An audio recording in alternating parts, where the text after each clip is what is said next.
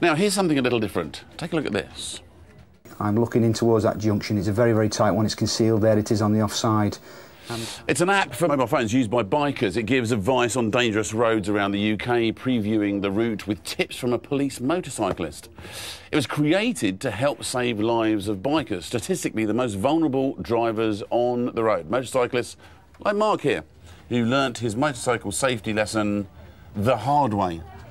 Now, you enjoyed your bikes. Certainly did. Still enjoy your bikes. Oh, yeah. But it's a bit of a miracle that you can ride a bike at all now, isn't it? Yeah, it is, yeah. Because you liked a bit of a burn-up.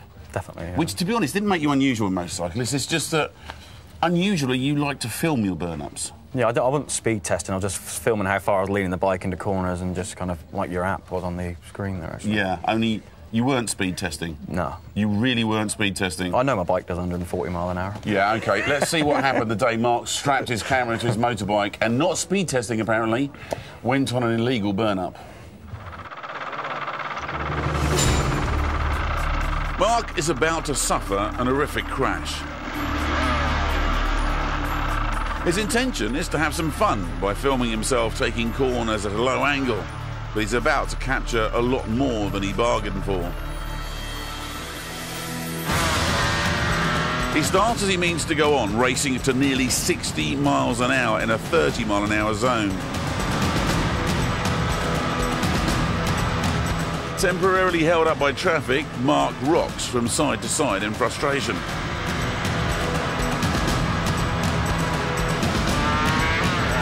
But now he's back on the move. Speed limit still 30, Mark's speed 70 miles an hour. When he passes a national speed limit sign, he really opens up the throttle, accelerating to 110 miles an hour.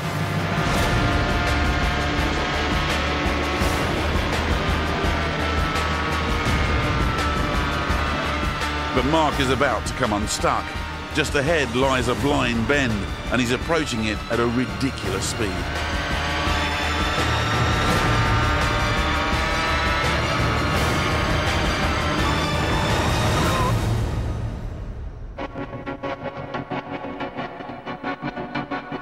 It's all happened so fast, but in slow motion, the full terror of the crash can be seen. Mark flashes past a danger warning sign, but at 85 miles an hour, he doesn't see it. The word slow is written on the road itself, but he ignores it. Too late, he spots the 4x4 pulling out of a driveway and slams on the brakes. But a fraction before impact, he's still going 60. The shocked driver of the car just realising what's about to happen. It starts with smiles, yet barely 6 minutes later, Mark's life has changed forever.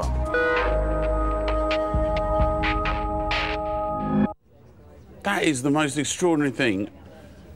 I'm not quite sure how you're still here. 60 miles an hour at impact. Yeah. That's ridiculous. Yeah, I know. How, I mean, OK, so we cut, obviously, at the point that the camera and you hit the car.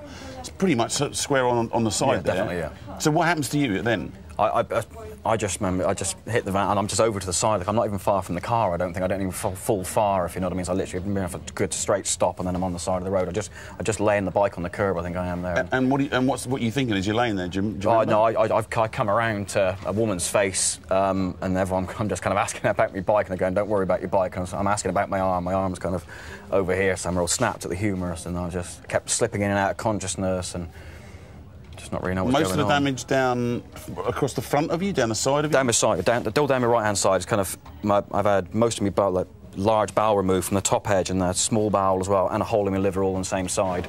They said another 5 mile an hour on impact, it would turn me to mush and I'd have been dead from that. Spinal injury? I've got, I had a cracked vertebrae, it wasn't found in the x-rays, which is now causing like reoccurring problems in my back, and it gives me dead legs. I start to lose my legs. I got to sleep kind of curled up in a ball to give my spine pressure so it releases right down my vertebrae and stuff. You know, so. I mean, without wanting to blame you have suffered as a result, but looking back on it now, not the brightest thing you ever did. No, definitely not. No. And what about the bloke in the car? I mean, the person in the car? Because the other thing you see is this terrifying face. I mean, for that person who was literally just turning A perfectly normal day turning out.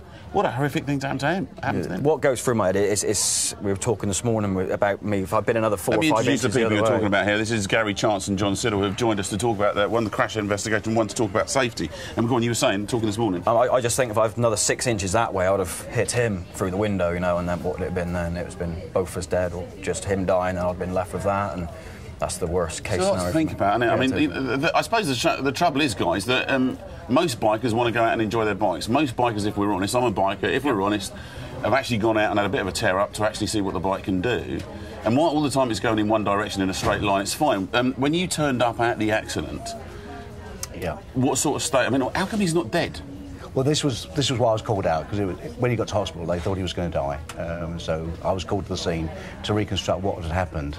It was then we became available of the video evidence. I did the normal things I do at the scene, do the plan drawing, measurements, and then I go back to the office and we wait for the outcome, basically. People go out and take statements, interview Mark when he's available to be interviewed. Give us an idea, because this is one of the fastest impact accidents that you'd seen, wasn't it? If he'd have been travelling across a football pitch, how long would it have taken him to get across it at the speed he was going? Well, at 100 miles an hour, you would cover a football pitch in just over 2 seconds. The length of a football pitch in 2 seconds. So, and at 60 miles an hour, then he's like, there's no time, as you can see from the video, for him to react, change direction, and he's on the curb, so he can't. No, that's right, yeah. So you thoroughly expected this to be a death? Well, we did, yes. That's why I was called out to it. And again, it was miraculous that Mark survived. It really was.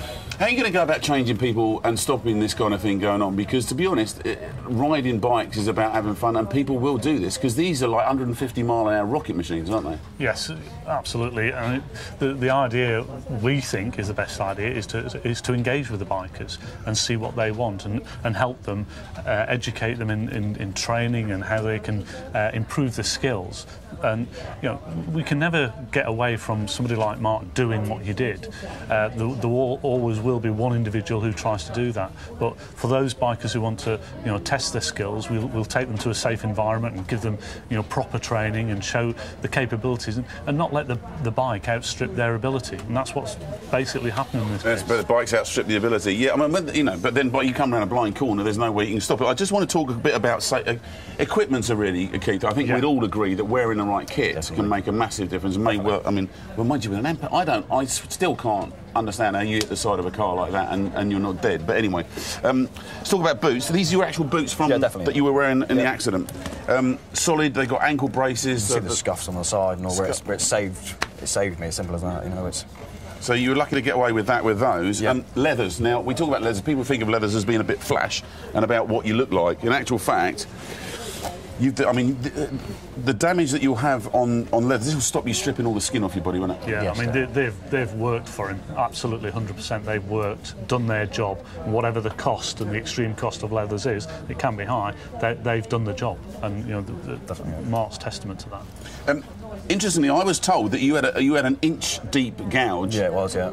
On your knee slide. This is the thing, basically, in case you don't know, what you do is you wear it like this, and when you go around a corner on a motorbike, you put your knee on the floor, and it scrapes along. There was an inch-deep gouge I was going to show people. Just that's the edge of it there. It literally just went right along the edge of there, and it was literally about that deep into the knee slide. You a better rider, do you think, now, as a result of having the accident? I genuinely believe, in hand on my heart, before I got on another bike, I've learned a lot, and I've studied videotape, looking at pictures, all that sort of stuff, before I started riding. With a motorcycle, this is one of the things we teach at the riding school that we run, and that is to how you use your brakes properly. If you use your brakes properly in a motorbike, like it's been discussed earlier on, a bike's tyres are better than the car tyres. If they've got adhesion, but you hit a manhole cover, you hit diesel, you hit gravel. See, the thing is, all we're saying is, because we're never going to change people's views completely, think about it, be sensible. You could have ended up killing somebody and yourself and not being here to chat to me. Listen, thank you very much for coming in. We've run out of time to talk about this, but amazing that you were here to talk to us.